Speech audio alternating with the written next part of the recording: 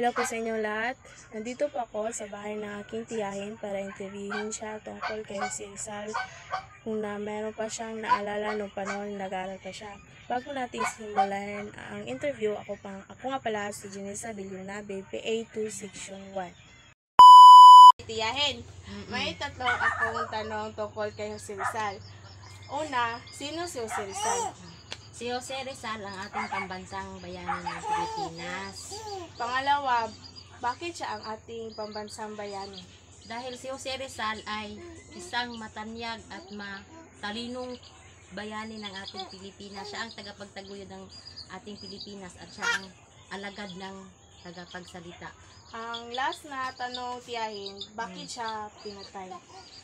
Gipatay si Jose Rizal kay tungod kay kuan kanang gisilusan siya mga Kastila ba. Tungod sa iyang daghan nga mga lingwahe nga iyang natun-an bitaw din. Matinik siya sa sining, sa medisina, sa sining, sa medisina, ug daghan kay ang iyang nabal-an bitaw nga mga kuan kay bright kay si Jose Rizal de. Tungod sa iyang mapayapang reforma sa Pilipinas, gipapatay siya sa mga Kastila kaya tulang siya kamatayan.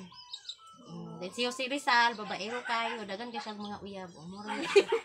Ayun, maraming salamat, tiyahin.